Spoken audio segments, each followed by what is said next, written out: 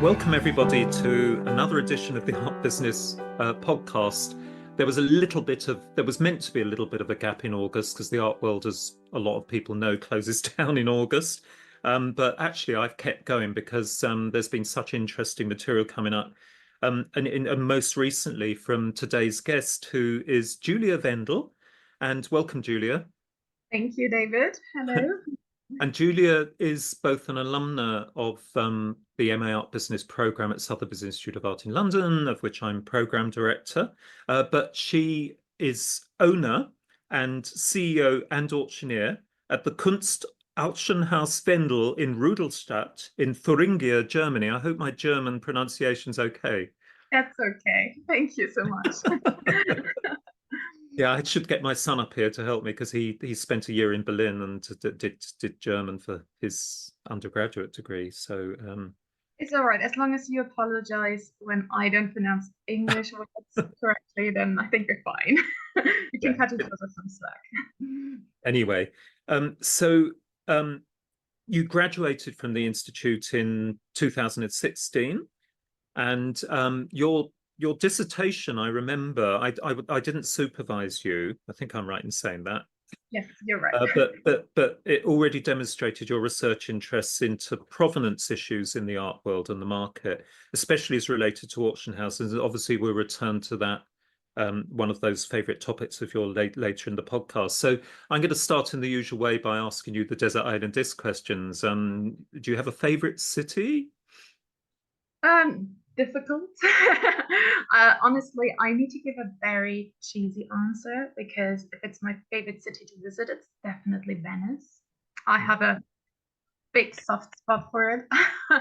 I love water. Water calms me down a lot, and I love historic architecture. So Venice is the obvious choice, and combine that with all the art and the history, and somehow, no matter how crowded it is with tourist season, there's always a little piazza that you can find where there's almost nobody in there. You can still get off the beaten tracks and explore. And I mean, we've been together. I've been with you on the program to Venice. I've also returned as a guest lecturer and I had the pleasure to lead students around Venice talking about historic architecture. So that definitely is one of my favorite places.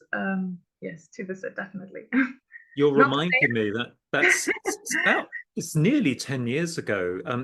Your year must have been one of the first that we took to the Biennale, I think, because we didn't do it historically. It was really well done. I didn't notice that it was the first time. It was a very good study trip, definitely a very eye-opening experience also to go together through the different pavilions of the Biennale and talk about the art and the architecture and all of that within the context, within the setting of Venice. Yes, yeah. So can you remind me, you came both as a student, but then you also came as one of our guest consultant lecturers for a Yes. later year. Yes, I had a pleasure to give some lectures on the German art market and auction market and also the Eastern European auction market. And then I accompanied several field trips. We went to St. Ives together. That's right. We went to the Venice and Turin trip and also to the Maastricht and TEFAF trip, of course, where there was a lot of talk about provenance when going through TEFAF with the students and generally exploring the systems of art fairs, the art world, the museum world. I mean, that's the great thing about the trips you offer at Sotheby's. They always combine everything. We go to museums, we go to fairs, we go to galleries. It's a wonderful all-around education of the art world. Yes. Yeah, I mean that's fantastic. And students often say, "Oh, do we have to go to Venice? I know Venice so well. I've been so often." And then they're very surprised because we stay in a hotel in Santa Elena, which is quite a quiet residential district, you'll remember, away from the Centro Storico. And eventually, students really, really love that piece, and to be able to get on the Vaporetto and see the wonderful profile as you come towards the Dogana and so on every day. I think people really appreciate that. And then they say, actually, I'd never been to the Giardini. I'd never been to the Biennale before. I've certainly never been in the Arsenale, because as you know, that's a chance to go into a building that you can't otherwise get into. It's not Exactly. like usually open to the public. So yeah, I think there'll be a lot of listeners, Julia, who might well choose Venice. I know it's an obvious choice. I Oh mean, no, I wasn't. That wasn't don't live pejorative there. statement. I appreciate small towns. I mean, I live in a small town. I appreciate peace and quiet, especially with family.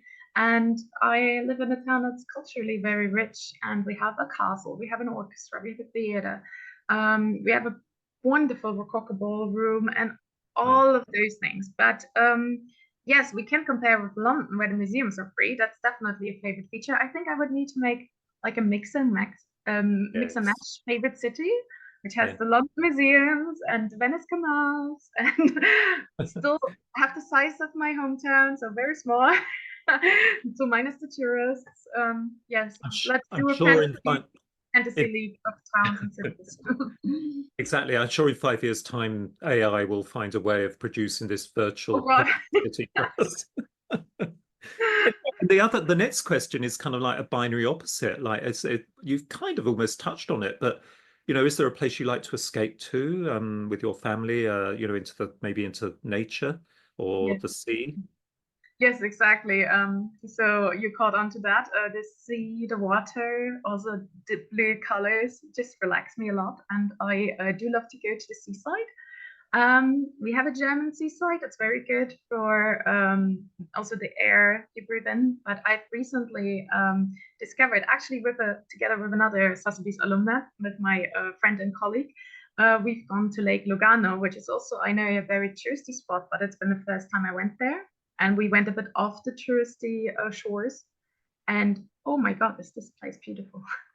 So anything with a good body of water and the right temperatures to swim in it and sit by the shore and stare at the horizon is good for me. And Lugano, I believe the lakes have always historically been great favorites with people from Germany. Yeah, is it Lugano? Yeah, Lake. Oh, sorry, I might have said it wrong. Lake Garda. I meant Garda, I was going Lake to say Garda. Garda Sorry, is, Lugano. No, that was yeah, no, sorry. Garda, no, no, it's fine. No, I meant Lake Garda. Yes, Yeah. but of course, yes, many Germans go there. Everybody was surprised when I said I had never been, and I don't even know if I'm allowed to say this on air, but Go on. there was a Right. spot. There was a spot to go swimming right next to a medieval castle, and I swam a few meters into a medieval castle mall. Wow.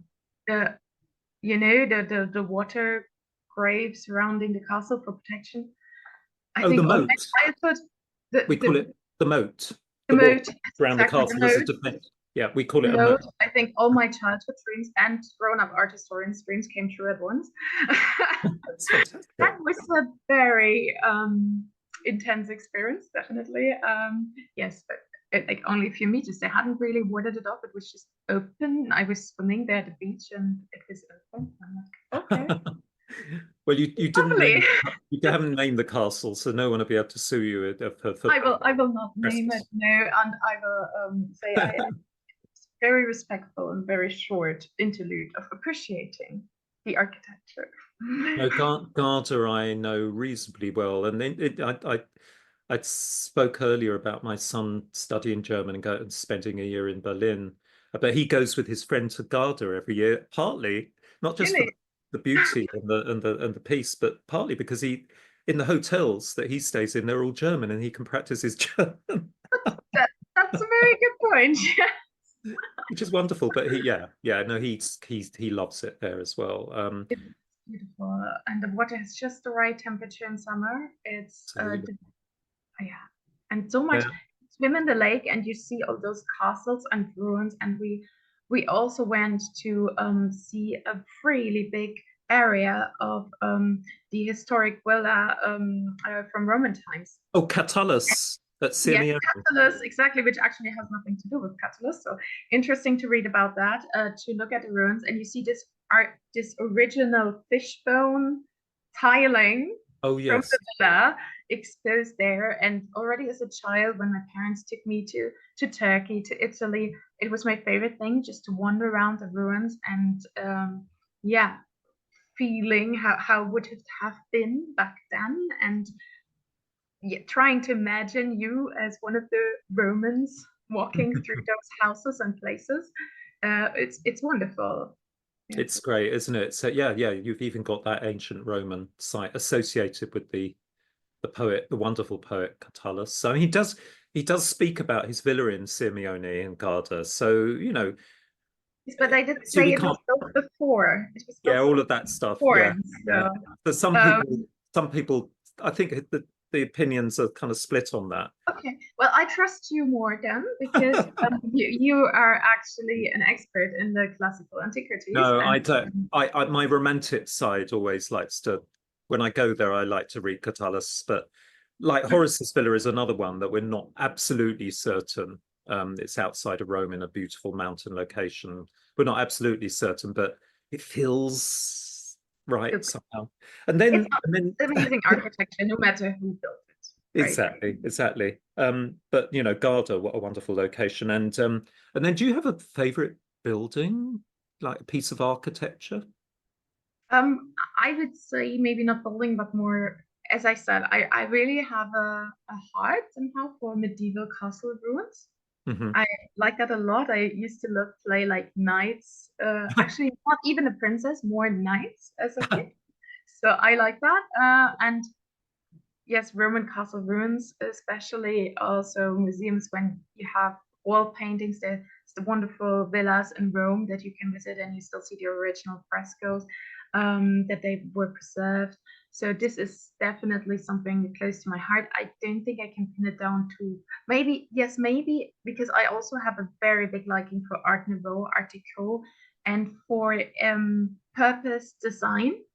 So I was super fascinated when doing my studies. I visited the Glasgow School of Design, Glasgow School of Art, and the design of the whole building, where everything is beautiful and at the same time serving the purpose from the students' artists' rooms to the library, which we were absolutely shocked when the fire broke out. But I've seen it before the fire. I've seen the original wooden structure of that library. So I think that is one of my favorite buildings in the whole world. Just the art and design, I think one of the best examples of it going hand in hand, the purpose and the beauty. And do you remember in Glasgow, do you remember this? You must have visited Macintosh's Oh house. yes, that was absolutely fabulous as well. Yes, Macintosh. I really like Macintosh. Yes, he is. Yeah, I think that's design genius. Yes. Absolutely. So yeah, interesting choice of building. And then music. Do you have a favorite composer or pop star, rock star, folk star? I don't know. Um, I actually like a lot of music. Funny that you say folk because folk. I come from the town with the biggest folk music festival in the whole of Europe. Really? We have a festival every year where there's 20 stages, also on the castle grounds, by the way, everywhere in the park, in the castle, everywhere, and it's full of music. So I am very open. We had the pleasure to listen to Amy McDonald back then, and also Sass there. So those were two magnificent concerts, and that all in the comfort of my hometown. But I do think if I need to pick a favorite, it's probably one of the songs my husband has written to me. Again, very cheesy, but every year my husband is a musician, and since we were students, every year on my birthday, he has written me a song. So I think I got to pick one of those because they really describe all the feelings. Every song describes a year and what has been going on for us, and especially since the kids were born, it's so funny. They're so varied, and yes, well, they speak to my heart. So does he, on your birthday, does he come and sing it to you? He plays it on the piano that's behind me and sings it to me. Yes, and I'm not allowed to share the recordings, but I really like it because It reminds me of the famous story about Wagner when he played Siegfried Diddle, I think was it to his wife as a birthday present? If I'm anyway, I may be wrong. Apologies to any Wagnerians out there. I'm not so big on Wagner, but yes, there are some very nice pieces that were written for the women in the composer's lives. So Absolutely. Well, valid answer. presumably you haven't got. Presumably this isn't published. Any of these songs, they're private, No, so there's nothing on they're just Spotify I funny. can guide the listeners to. They're just for me. No, no. There are definitely recordings that he has done also in London, with Trevor Pinnock, for Oh, instance. really? Yes, yes, he has just And been last can week. you divulge his name? My husband, yes, it's Yes. Andrei Mihalescu. He's a Romanian double bass player, and Okay. Well, we'll so put that. You'll send me for the I can description, for send the you. written Yes, description, and send me a link because I'm sure listeners would be. I'd certainly be interested in that. I can send Trevor it to you. Pinnock's one of my heroes on authentic Wonderful. music. You know. He is so wonderful, and he's such a great person. I had the pleasure to also meet him and stay with him when my husband was recording, and was one of his students at the Royal Academy back then when he was studying at the Royal Academy of Music. So yes, definitely. And my husband is always so honored when he gets to perform with him, and it is so fulfilling to work with him. Yes. Yeah, our former choir master in my local church, he's now actually gone to Munich, where he's working with the opera, probably repetiteur type stuff. His name's Chad Kelly, but he studied with Trevor Pinnock. Yeah. Trevor, In the maybe my world. husband knows him. Who knows? Might You can be. say his name's Chad Kelly. You can look him up. Absolute musical genius. I think he got the highest grade in music in Cambridge ever when he was there. Wow. I remember, That's some I remember achievement. in the church because I used to sing in the choir with him. I remember saying to him, "Could you do today? I really feel. Could you do at the end of the service? Could you do the famous Vidor piece? You know what I mean, the organ piece." And he didn't say anything. He was very kind of modest. And then at the end, he didn't have the music. He just played it off by heart, just perfectly. It's yes, it still seems a bit like magician's work to me. My husband I also don't sometimes get it. does it, and he just hides other themes in it, and Ah, so clever.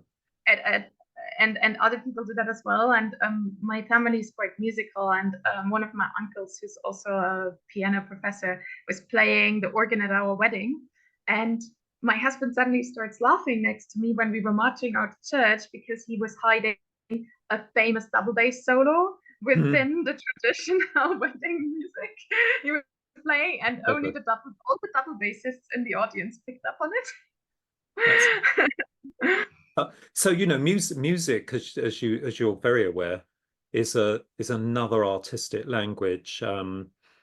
And so I was just going to ask you now, finally, before we really talk about your work No and your worries. interests in the art world. Do you do you- is there a single work of art that you couldn't do without if you were on a desert island?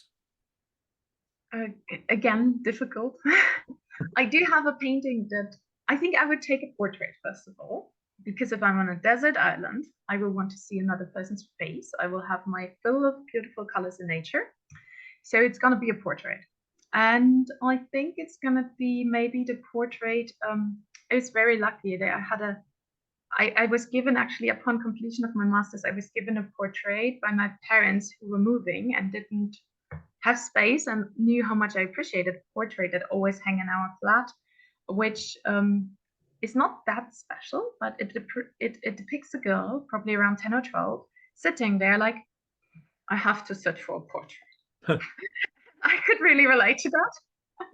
she's really she's really cute, but also she's really like, I'm not feeling this today. So I think I would take that one. I think I would be in that, I would resonate with that feeling quite a lot, being on my own on a desert island. That's interesting. I mean, presumably the artist isn't well known. Not that well known, no, no. That's lovely. I think you're the first person on this podcast who's actually chosen something because they've grown up with it and love it and identify with it. Because, you'll be the same, I'm sure. And you work in the art world selling works of art at auction. And obviously, if you've got a big brand name, it's very exciting. And that's what everyone wants. But you know as well as I do that every work of art is special to someone. Exactly. And I do work in an auction house where, let's say, our prices are not that high. We're not flea market level, definitely not, but we are what you would call the low end of the market, I guess, or the mid end in Germany. I think we have different definitions in Germany from England of classifications. And it is definitely one of the features that I appreciate, because we can bring art to people that wouldn't afford the blockbusters, and they have often such high quality. And of course, we do have blockbuster names as well, and it's, as you say, very exciting, good for marketing.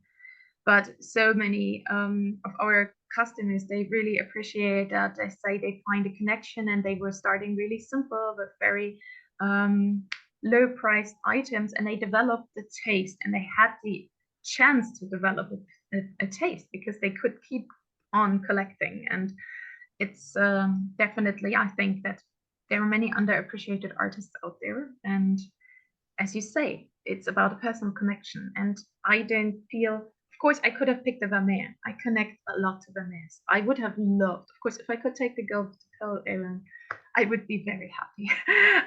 And that's the opposite of the spectrum. That's very blockbuster. But I do resonate with that a lot. And there's even an impersonification of myself for a school project, standing as that girl with the pearl earring, and we were recreating the whole turban and look and everything. But there is so much art out there that resonates with certain people, and you don't need a blockbuster on a wall just to have it. It needs to speak to you. I think that's so exciting what you've just said about, the positioning of your auction house within Germany, the German art market. It strikes me that it's a different kind of excitement, isn't it? When I take students to previews for the big evening sales at Sotheby's or Christie's in the Bottoms Phillips in London, it has another kind of excitement. But I just love going to like the day sales and looking at, and going to smaller auction houses. I went to Rosebery's on the edge of London the other day for their Old Master They're sale. not that small. Sorry? They're Yeah, not I mean, that small. yeah, and they employ some of our students, and they asked me to talk about choose five old master paints. I did a social media thing for them, and it was just such fun researching these paintings. And every Yes. picture tells a story. A very famous. I don't know if in German you have that kind of motto. Every picture tells a story. Yes, I mean, our motto is more a painting, also ein Bild sagt mehr als 1.000 Worte. A picture says more than 1,000 words. So that's Exactly. more common. Yes. Actually, we have that as well. A picture is worth 1,000 words. I often say Yeah, that to my students when they're doing their dissertations. There's no illustrations, and only use it when it's relevant. But a picture you can put a picture in, and you can reduce the number of words because the words are very valuable in the dissertation. that's true. I think we were all counting and cutting. But it must, in terms of collectors, Julia, it must also be really, really lovely for you to see people begin to get interested in the stories behind less valuable objects that have a story nonetheless. Absolutely. It is very rewarding as well, because we have all levels of collectors, let's say. So we really have people that have been coming for many years or decades. The auction house is turning 33 years this autumn. So it Congratulations. is, thank you. It was established more or less as soon as possible after the GDR war came down, the German war came down. So we have people that have even been with us, specifically with us, since the first auction. And they are, of course, very educated. They know their way around. But we also have people that are buying, not necessarily out of the purpose of collection, but just because they live with art, and they buy and pick and choose. And it's a different category each time. We have some collectors that we really, when they start talking about the objects they're interested in, we listen carefully, because collectors can teach us so much. They have such a vast knowledge that you can only get if you specifically focus on this one specific detailed small collection area within the collection area, that you can just not do if you need to take care of all the objects. I mean, we have 3,500 objects each sale. You have a lot of work to do there. But we also do have people that come for the first time, and we're trying to encourage that. And we have those previews that are open to the public. And we also do a lot now that we try to make it easier and more approachable. We put 360-degree views of our previews online on our website, so people can digitally move through the rooms as well. And we started that in the pandemic because we couldn't open to the public. And we have also had before the pandemic more than now, and we are picking that up again. We have this a bit like a gallery talk series where in the weekend when a lot of people come, we have some of our experts pick out a few favorite lots, and they talk about that and the historical background, and they get in conversation. And so we get people that say, oh, it's like a museum, but I am allowed to touch everything. And that's what we're trying to say. You have the chance to get 3 times a year a whole museum, and you're also allowed to touch the objects. You can really learn to appreciate them. And it's so interesting when I have someone there that is trying to buy an antique or an art piece of art for the first time ever in their whole life. And they say things like, oh, it's cheaper than going to IKEA.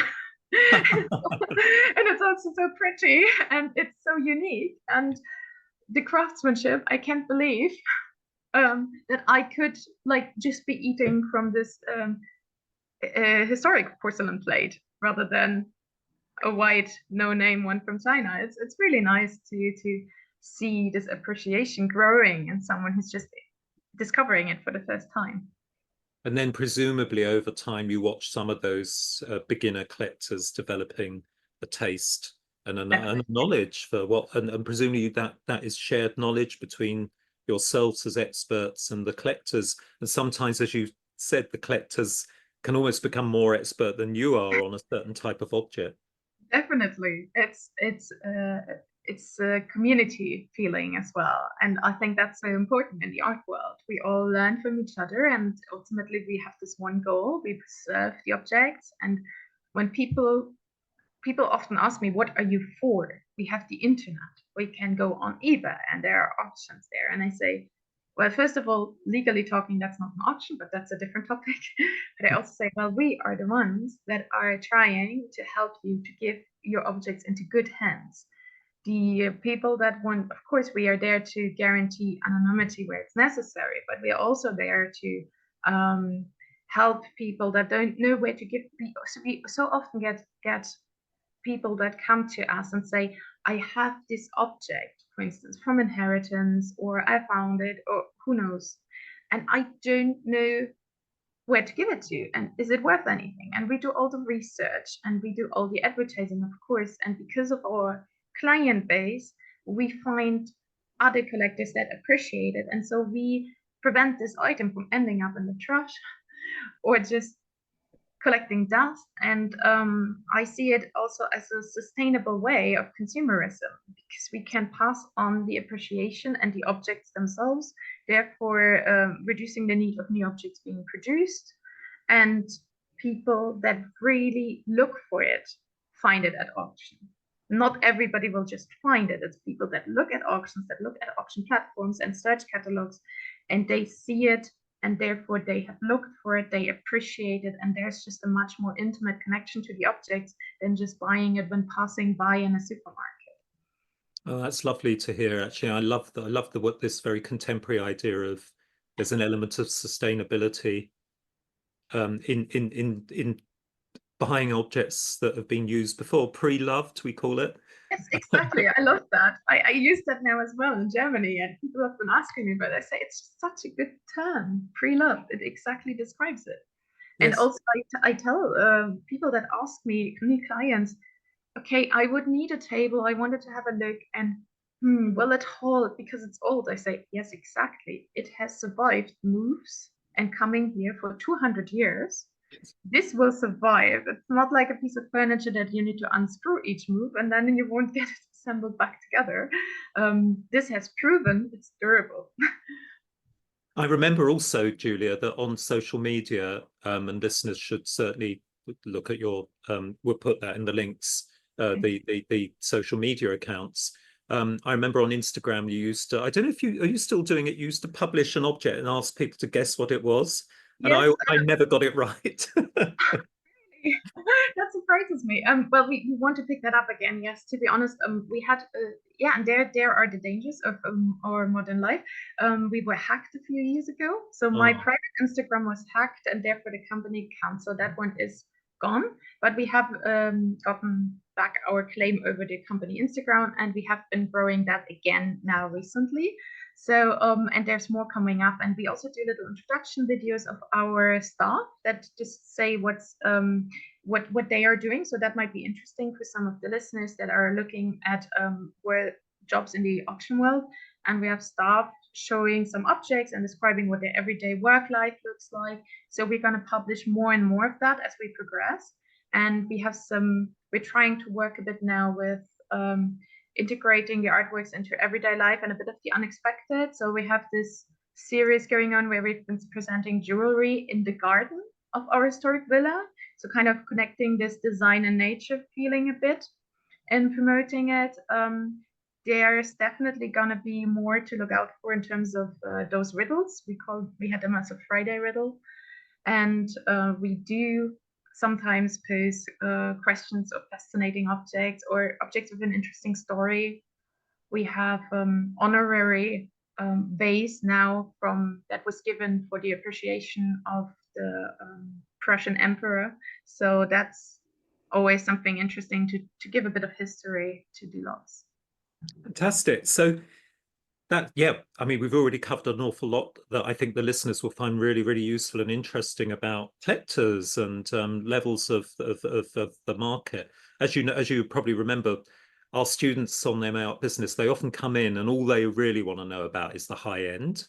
And then Yes. gradually, I think they begin to realize that actually it's kind of as interesting. And maybe if I'm starting a company, I've got to start really at the lower end, and then they often sort of stick with that and fall in love with that as much as with maybe an ambition to move into like higher end sales. So I think I it's mean, really useful. Go on. even Sotheby's, during my time when I studied at Sotheby's Institute, that was when Sotheby's started, and also then Christie started to lower their opening estimates. They started taking in objects with lower than £2,000 opening estimate, and that was really, I mean, that was back then. It's then a bit of a shockwave, saying Mm. Sotheby's is getting into the low end of the market. But Mm. of course, you need to feed your collectors. And as you say, it's about an appreciation for artists, no matter how high they made it on the historical canon trajectory. Yeah, and I think that shows also sort of signifies a respect for people who maybe don't have large amounts of money but want to start collecting. And you never know. I think also you never know whether those people might come into money and then you've got their loyalty. So it's a really, really good strategy, I think. And to me, it makes sense because as we progress through history, more and more artworks are being made, of course, because we have more and more people that have lived and have produced the art. And therefore, there's more art to disperse. And it's great if setting lower entry prices will get more people interested in, I see them a bit as captives of the art, because Yes. you take care of the objects you own. Yes. And I always prefer seeing objects in people's homes and they're being lived with and taken care of rather than dusting away in some art storage or a cellar. Often, I mean, with the private people, it would maybe be a storage unit. And I think therefore it makes sense to have a lower entry level to get more people interested into this. Yeah, and that's one of the ethical arguments that we sometimes have in seminars on the program about, you know, particularly with archaeological objects. If you're Yes. encouraging people to buy these low end like terracotta Roman lamps, my archaeologist friends would say, "Do you know where that came from? It's probably actually been smuggled out of Italy." And then they say, "Oh, it should be in a museum." And I said, "Yeah, but museums don't. They have thousands of these objects. The British Museum has thousands of them. How many are on the display? Don't you think in some ways it's better than being there that at least they're cherished and looked after by private collectors?" And then of course there's again you come to the argument, but you shouldn't be purchasing things even as a private collector without proper provenance. So it's a very, very interesting argument that can't really Yes. ever be resolved. I was just going to come back to your education, Julia, before you took over your family auction house. And I noticed that even whilst at high school, you already showed an interest in the art market because you wrote a graduation project on, quote, the history of auctions and the influence of auction prices on the German art market. So if you wrote about the history of auctions, maybe you could give the listeners, because I don't think we've ever done this on the podcast, very potted history of Of course. auctions and art auctions, and maybe the way Germany fits into that history. Of course. Yes, so auctions, they have been around for a long time. Actually, it's interesting because there are different origins of the word. So it's definitely coming from Latin, from, yes, so and please, I hope I pronounce this correctly, from auctus or augeo, which is like to increase, I increase. And so you can hear auctions, but also there's this Spanish word subastas, which resonates with the subhastarium, which was the sale under the spear, which was actually what Romans did when they were capturing new territories. And they would put all the goods together in a big pile or area, and there would be put a spear in the middle, and then they were starting to sell off the items. And probably this was the first, well, one of the first auctions. Actually origins, I think Herodotus recorded it as the Babylonian but the Babylonian marriage mart. This is a dodgy story, isn't it? This is a dodgy story, exactly. So you have those two oldest recordings when it was about goods that were acquired during taking over territories. So basically robbed goods. Mm. And then of course the marriage mart. What is interesting though about the marriage mart is that, and we do not need to talk about the ethical implications of selling off women. I think we all know what I think about that. But what is interesting is that they actually write about how the considered traditionally pretty women would be sold off in an upbidding auction. So the bids would go higher and higher. And the ones that were not considered as beautiful would be sold with the bids lowering until someone was willing to pay that price. Which is, of course, the current Dutch auction system. The Dutch auction, exactly. Yeah. It's what is now called the Dutch auction, and it's a reverse auction. And that already shows you that you already have those two different methods of auctioneering. And that's very interesting from a historical standpoint. And also that there was already a right of withdrawal. So apparently the women were allowed to withdraw from the auction contract, from the sale contract, if they were not agreeing with the man that bought their marriage license. Also, though, the men were able to refuse after the wedding if they were arguing all the time. Okay, let's, how that worked out practically is one thing, but legally it's very interesting because you had certain legal structures set in place. So you had a right of withdrawal, and you had also the increments of highering the price and lowering the price. And of course, there are those historical records also of emperors like Mark Aurelius that were trying to cover their debt and also state debt when doing auctions. And we have this very infamous auction where actually there was the whole Roman Empire for sale. In 193 AD, the whole of the Roman Empire was for sale at auction, because the Praetorian Guard, I think it was, they had done, how do you say in English? They had basically taken over the reins, and then they were selling it off to the highest bidders. And what is really interesting is just that we have buyer's taxes already back then recorded. We even have buyers and sellers taxes at different times. They were sometimes as low as 2%. And then we had them payable by the vendor during Nero's reign, who said, okay, the vendor, I want to buy at auction, I don't want to pay the tax, let's make the vendor pay it. And then Caligula did the other way around.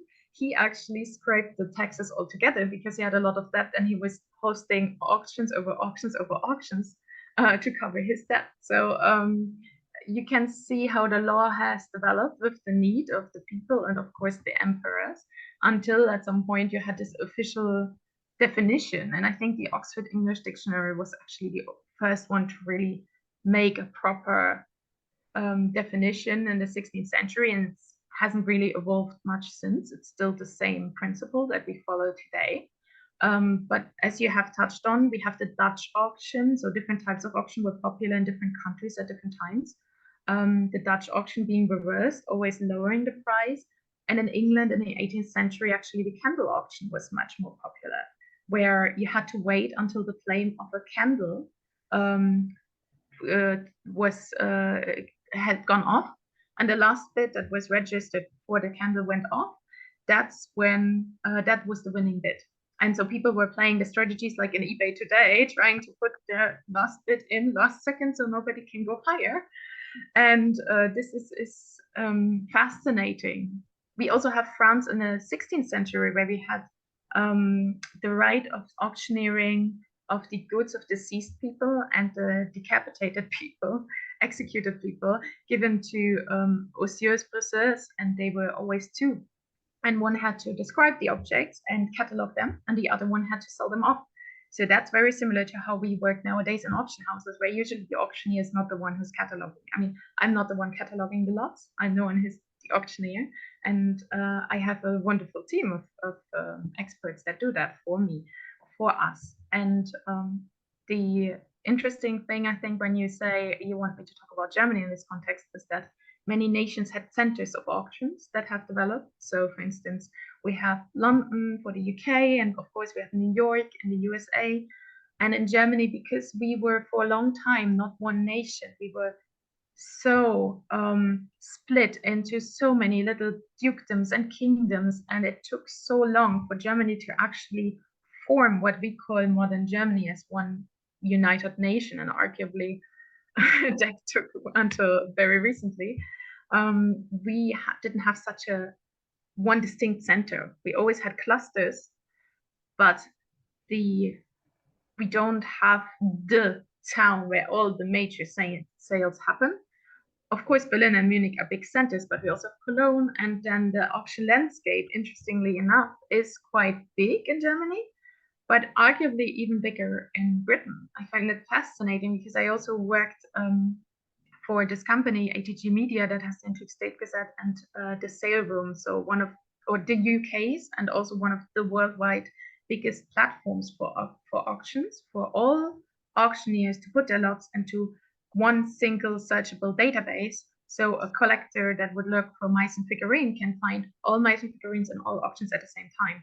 And so I actually went to teach many of those auctioneers on how to do their first sales with the live bidding software, because we actually had a lot of experience with that, being so dispersed in Germany. And I've noticed that historically grown, England has a much more widespread appreciation of those local auctions throughout the society. It's more of a how to say, a tradition. It's a family activity. It's what you do. You go to the local auction. It's going on. Almost every second little town has an auction house, and the population of England is smaller than Germany's, and you have almost double the auction houses than us. But many of them have even lower market ranges, as they're a bit more what we would sell in a flea market in Germany, have in smaller auction houses. But it's interesting because the tradition is so strong, and that was fascinating to me. And also with Christie's and Sotheby's always fighting about who's the oldest art auction house, and actually it's one in Sweden. It's Stockholm's Auktionswerk, which was founded first, actually. So yeah, two people fight, that one gains.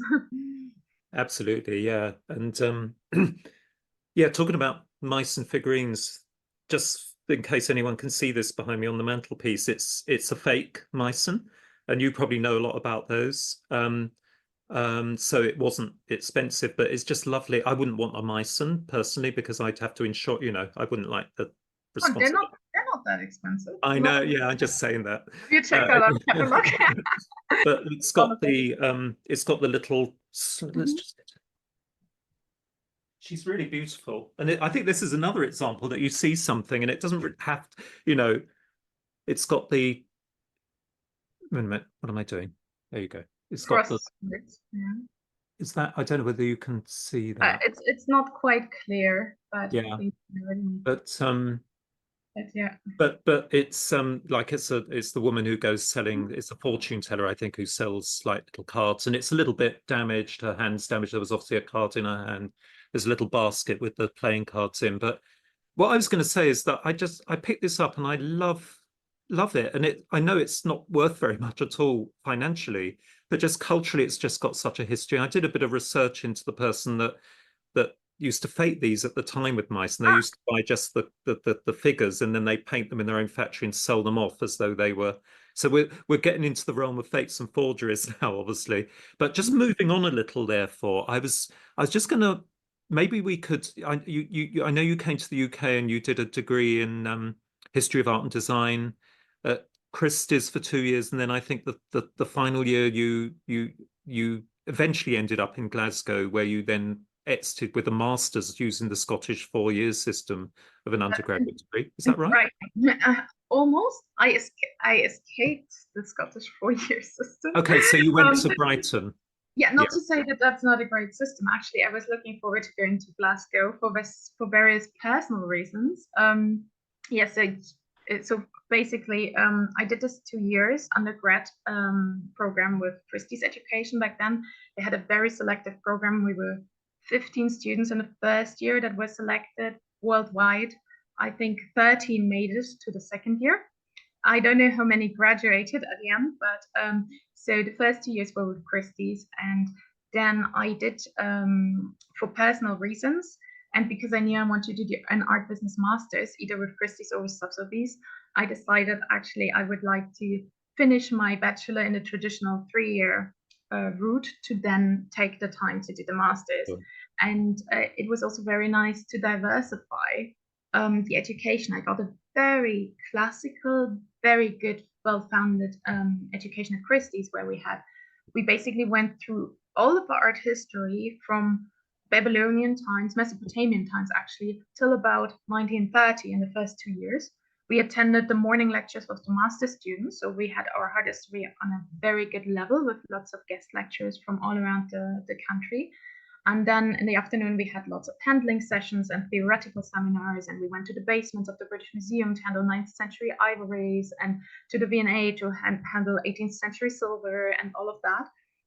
And then I decided it would be good to have a bit of a more contemporary edge to my education, and Brighton gave me that by studying history of art and design, talking a lot about material culture, interesting courses like the history of advertising, but also getting the classical art theory knowledge well funded. So we talked a lot about Bourdieu, for instance, and that is gold.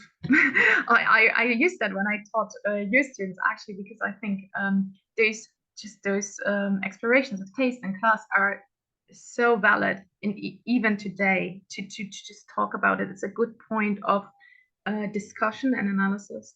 So yes, then I was lucky enough to write a dissertation at Brighton with one of the new professors there who was a specialist in photography, and I actually wrote about Julia Margaret Cameron and her establishing like the first brand of art photography.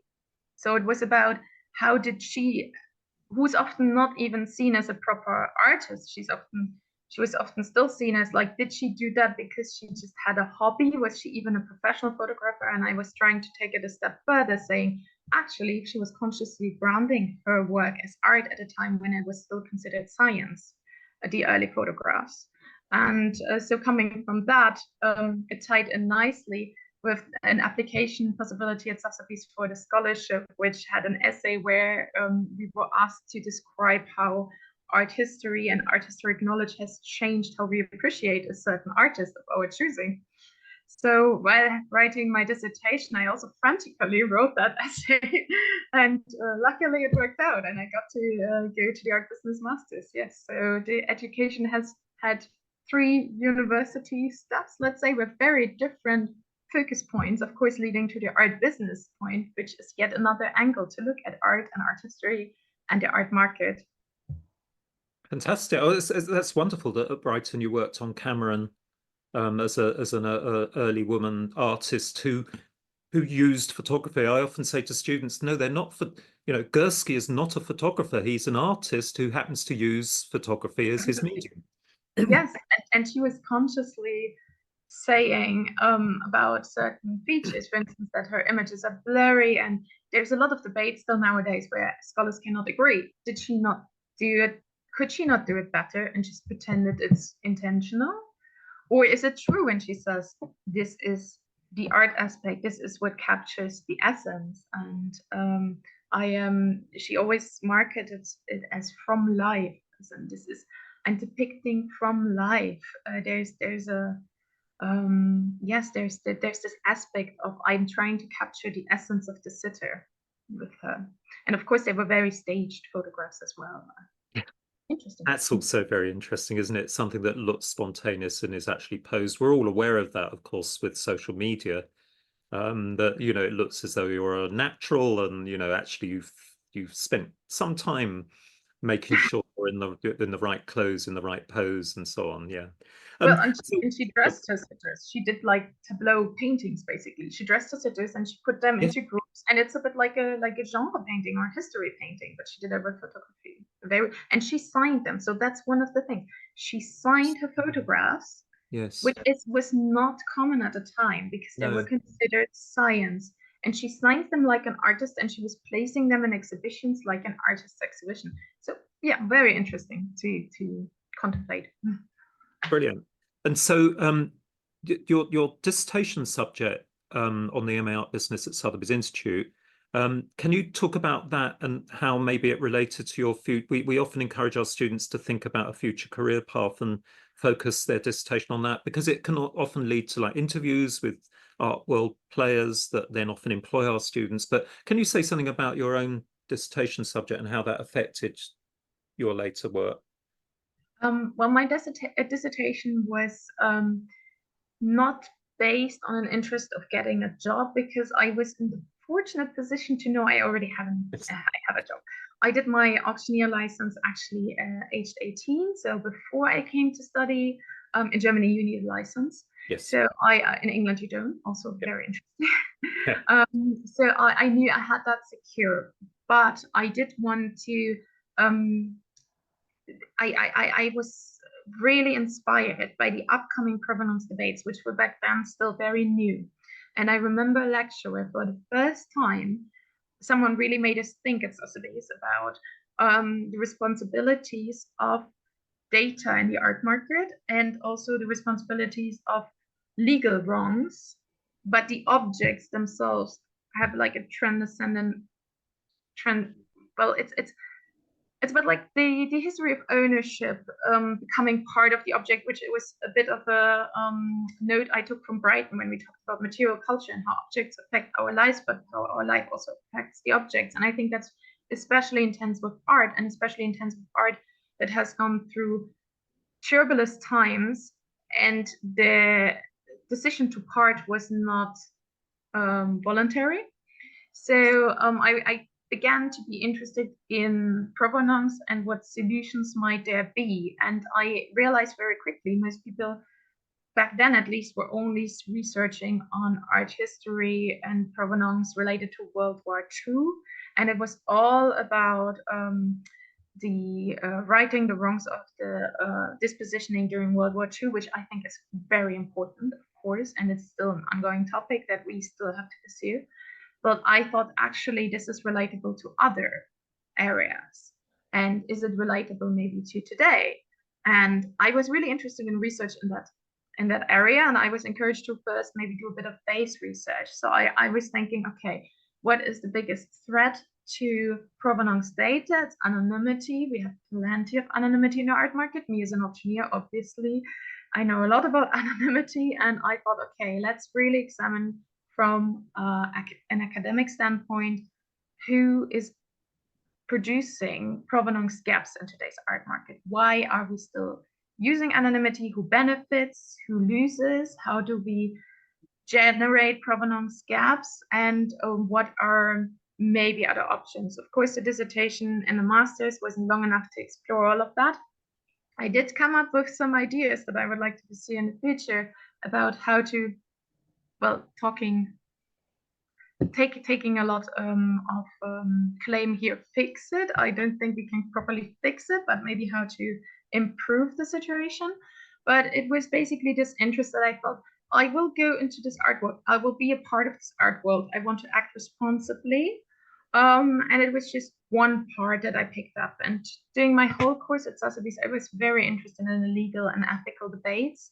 And that was also, I think, one of the biggest gains that I took from my future career. So maybe what I researched, yes, it does affect my work as an auctioneer, because I was the first one to actually introduce proper policies around questioning provenance at the time of acquisition for the auction house, at the time of take-in. We don't acquire the objects, but take-in. I have decided since then, I have decided, for instance, to not sell African art anymore, because provenance research is very difficult. There's been a lot of wrong going on, and also from a cultural aspect. So this has definitely come also from the ethical debates, that I always look at what are the moral trends, let's say, but also because we have started to think about the morality of certain sectors of the market. And even before that had reached Germany, I had already decided we're not gonna sell Africana anymore, as it was called. I have taken care to be more careful when it comes to provenance.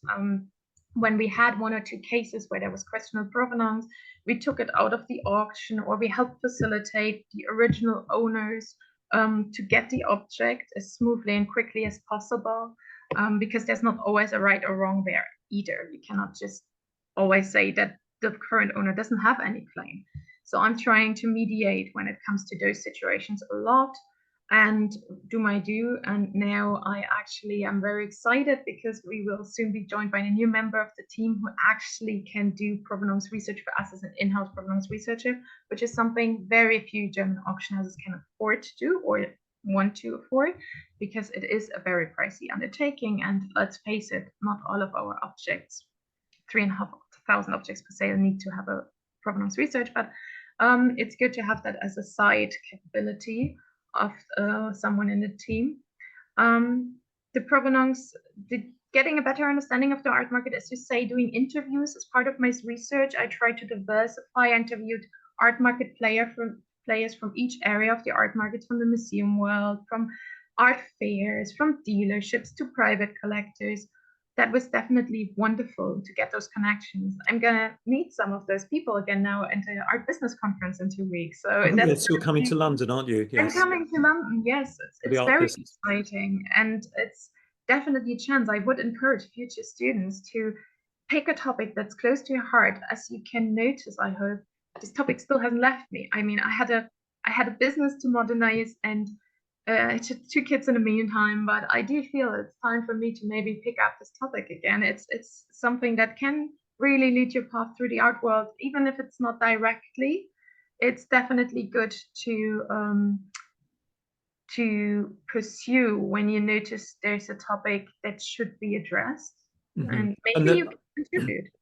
yeah, and I think in the new millennium, you know, as you rightly say, the Nazi looted art thing became bigger and bigger in the new millennium, and with auction houses being increasingly careful, and a lot of people, of course, researching and making a living out of finding the right the right descendants with good title to the work, but that kind of it becomes kind of flavor of the month, and then everyone thinks it kind of all the other things are off the radar in terms Yes, of, as you say, African art with exactly. dominance. So I was going to ask you, I know your recent interests are in the GDR, and the fact that there's this group of people that a lot of the listeners may or may not have heard of, the Stasi in East Germany following the war. And I think some of your research has been looking at maybe things that they might have confiscated from their rightful owners, and maybe getting it back to the descendants of those owners, or to the owners themselves so they're still alive. Could you say something about that? Yes, that has a very personal note for me. And that's also interesting, because not directly personal, but my father, who is, let's say, older than a traditional father would have been, he has actually had the short opportunity. There was a very short opportunity during the GDR times when one could open one's own shop. Usually everything was state owned, to provide the economy with secondhand goods. So it came from this secondhand thought of, we need to use our resources. And he opened an antiques shop in that time. With his former wife, officially on the name of his wife. He was actually employed elsewhere. And so they had this antique store, and they were dispossessioned in the last years of the GDR, when it was running, the state was running out of money, and a lot of dispossessioning started happening to art collectors. And it was all very undercover, and it was all done in a way that blame was shifted on the victims. Usually tax-wise, it was usually they popularized cases of financial betrayal. So this was of course interesting to me because it happened in my own family history before I was born, but still. And this is one of the, as you say, one of the areas that provenance research hasn't looked at for a long time. Recently more, so there was a publication, and I think that's what you were playing at, that I have published in a book, in a collection of essays from and journal articles, a collection of journal articles from the German government publication that is looking at provenance issues in Germany and the art world today. They try to pick a different focus for each publication each year. And in that year, they were focusing on, they have approached me if I would research my family's history, because it was actually, he's one of the only cases that got out alive and unsworn and kind of still in a way tricked the Stasi with their own weapons. So he was one of the people that got out of this in the best way possible, although he still was dispossessed of a lot of art. He still had to emigrate to a different country with his kids. So he was leaving East Germany for West Germany after a very difficult time. He had lost a lot of his community, because the way that the Stasi acted back then is that they were spreading lies. So they, for instance, they went in like an attack to his store and then to the house, and they declared everything they could see, even family heirlooms, as inventory from the antique store. Although there were pictures of my great grandmother sitting in that chair, and they were the children's beds of my older sisters, half sisters, they have declared this is store inventory and you need to pay back tax for 10 years back. Oh, And good. in East Germany, tax was 90% Mm. for businesses. 90% of the value back for 10 years. And it did with every single thing, with every plate they ate from, with every historic tablecloth they had. And what they were especially aiming at is that his wife had a valuable dolls collection that she was presenting with someone else in an exhibition. And that's probably, so what is still not proven, but what is assumed, because it has happened in other cases, is that probably a Western collector had said they have an interest in this collection, and that's probably how the focus was shifted on them, because ultimately all those pieces, in order to pay the tax debt, ended up being taken care of by the Kunst-Auktionhaus GmbH, and they were put in a big storage unit and sold off mostly to Western clients for Western money, which was valuable. It was worth much more than the Eastern money. And this actually happened to a range of antique dealers and collectors. It's a very sad story. My father thankfully had a lot of supporters and managed to borrow large sums of money and also to sell some of the objects for the overpriced ratings that the GDR employees gave. So when they overvalued objects, he was then trying to sell it to them for that value in order to get the debt together, in order to not be in prison. But it was very close, because most people ended up in prison because they couldn't pay the debt. Then the objects were taken, and many people didn't actually make it out alive. And it's some people made it out, but of course highly traumatized. And it was a very traumatic experience. It took a long time, months and months of interrogations. And thankfully, my father had a very good lawyer who advised him on the legal implications, and they were able, thank God, to prolong the time and use all the methods that I described in order to still proactively steer what was happening. But of course, he couldn't prevent it altogether.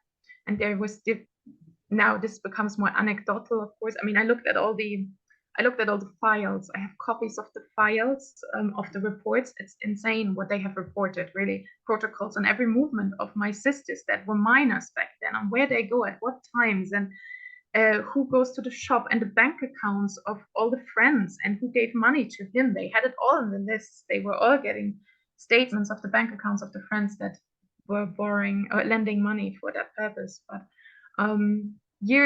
so shortly after the wall came down, my father was actually called up by the local castle museum director, saying, "We have some of your objects in storage. Would you like to come and pick them up?" But that was lucky. Absolutely. Not all of them. But going forward, Julia, therefore, is, we all know about very, very well-known databases of art that is believed to have been Nazi looted. Is there an equivalent database going to grow for this Stasi confiscated or forced sale material? Well, I don't think it exists necessarily yet. I think Germany is hopefully, and hope I don't say anything wrong here. They're trying to integrate more and more of those objects also into the lost art database. So Germany has its own state database, which is at the same time you can put search entries. So I'm looking for something that has been dispositioned from me and my family, or we have been disowned of this object, but you can also put in the objects you have found. So it kind of works both ways, like a search and find database. I do hope more and more gets included in that. The problem is that because officially it was a legal state, Yes. it is very, very difficult. There are I cannot even sum that up right now because there's so many implications coming to at what point in time, through Sure. what action those lots were gone. And often there was pressure put and people voluntarily signed it. But my father he did get some, how do you call it, Wiedergutmachung. He did get a bit of compensation. He got a bit of compensation. I mean, it wasn't obviously enough for everything that happened, but there was a bit of a compensation that was done in the early 90s through, and it was a court case and a legal decision to give that he was granted the compensation. So he kind of renounced the rights to any further compensation in our case. But many of those cases also have similar problems when it comes to actually tracking back specific objects. It's so complicated. And it then sounds much more complicated actually, because as you say, because of it was in a accepted, recognized state, and that with its own laws, and so it would be very, very hard to unpick that. But also to protect their families, to try to escape prison or worse, people often voluntarily then sign those objects off. Yeah. Yes. And as I said, the state orchestrated the debt. So officially in the state you were living, you were registered with this debt that was the legal reality you were living in. It wasn't right, but it was the legal reality, the legal framework.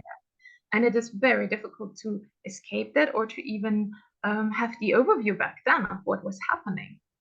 My father was lucky in our case because he was even tipped off by certain people. He was given an article that was published in a West German Berlin newspaper that was talking about a similar case, and that just suddenly appeared on the floor of his shop. Someone must have dropped it through the mailbox to warn him, and that's how he had an idea of what the intention is, because in that moment you didn't even know what was happening to you and what their ultimate goal was, because they didn't just come and say, we actually want your art and antiques for money and that's why we're going to do all of that. It took a long time to get the puzzle pieces together, and it took decades now to piece every single thing together, and you couldn't trust anyone anymore. They were spreading lies over lies. There were lies going around the town that they found 100,000 in banknotes in the underwear drawer or something like this. You know, they would strategically spreading rumors to discredit and stir envy amongst the population in order to prevent them from getting help and people to complain about what is going on. It was also a moral warfare in that way. Yes. Yeah, I mean it's a fascinating story, and I think listeners will find, particularly people who are interested in provenance research, and there's increasingly more people doing that. Of course, we just employed a new member of staff whose focus is on provenance. I think you're going to meet her, Liza. Yeah, I'm going to meet her in Amsterdam for the provenance, for the future. That's right. There's a conference coming up. Restitution, future restitution. Yes, and I'm very interested, as you noticed, to pursue this area, also to try to act as a business in the art world, as moral as possible when it comes to those challenges, because as you say, as we have addressed, is often due to lack of information that mistakes get made, or let's say objects appear in art sales, not necessarily because people are greedy and want to enrich themselves. It's the way of objects going through the market. And of course, we're very happy to be able to earn our living with such beautiful things as artworks works, but there's a lack of information often on very important areas of Mm. the life of the objects. And I would really hope, as you say, that the state, the German state, but internationally even better, we would find better ways of registering provenances, of addressing all the other areas of where harm was done and where objects have been unrightfully dispossessed. World War II research should continue, but I think we need to spread our wings a bit. And of course, in Africa, with the Benin bronzes, that is the main cause celeb there. You may have read these recent articles that other people have now started researching that. They've worked out that the bronze that was used by the local African government to create the Benin bronzes that were, of course, looted particularly by the British in wartime, um, that that was coming from bronze that was being used for the slave trade as a currency. So the actual bronze that those are made out of actually has its own historical problems, you know. So, this is only just the beginning. This is the tip of the iceberg in terms of provenance research into Africa, as you say. And that's exactly, and that's where you're confronted with this. I mean, basically, with the fine balance of trying to right the wrong, but also just needing to know that you can never ever make up for all the wrong that has happened in history, and you will need to. I mean, as we talked about the history of auctions, it was used a lot for slave trade as well. Yes, Yes, they were absolutely. using it for Dutch tulips, Yes, very famous tulip auctions, but also for the slave trade. yes. Slave trade auction dot. There's so much that was right wrong at the time, and Mm. we cannot write it anymore. And I think we need to be very conscious about it. We will not be able to rectify every situation, but Which we is which is why UNESCO in the 1970s it decided it couldn't be exactly. retroactive. And there's a Yeah. cutoff date, but I Mm. think it's important to work, for instance, with those cutoff dates and to also give spaces in the Mm. museums, in the exhibitions, maybe also in entries to just do a very educated, to provide an educated background knowledge about this, to sensitize the viewers. And there are objects, for instance, sometimes that we get offered for sale that, yes, they are historically very interesting. But I Yeah. have to say, we cannot morally sell this, not in the current political landscape, not with the ethical and moral responsibilities placed upon us by the knowledge we have. We cannot sell this. I often say to the clients, then it's very interesting for research purposes. Please offer it to a museum, to a library that can, for instance, handle this piece of writing or this object with the appropriate academic interest and care, and put a sensitive note to it if it decides to display it. I would not throw this object into the open market. It's very, very good. I think that's a very good place. There were other things that we could have talked about, and maybe we'll have a part two at some point. But We talked very Julia, little about the I, business side, really. I think this has been, I think just coming from someone who has grown up in where you have done, and with this fascinating history of your family and your father in particular, who was hit by these issues that we really are very ignorant about. I think it'd be great for the listeners to hear about that, but also just your knowledge and your passion for working in that auction house, and with a love of objects, with the development of collectors. It's just been great talking to you, and I'd like to thank you on behalf of all the listeners for sharing your experience and knowledge with them. I might For just having finish. me. Yeah, I just wanted to ask you one final question very quickly. What advice might you give to, say, current MA art business or current students who are hoping to go into an art world, maybe a commercial art world career? Any particular advice you give them? I would say now more than ever, transparency is key.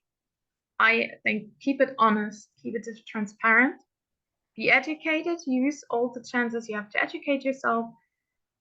Don't be afraid. If you do make a mistake and you're honest and transparent about it, I think it's all right. You are not the first one to make that mistake, but don't try to hide if situations get uncomfortable.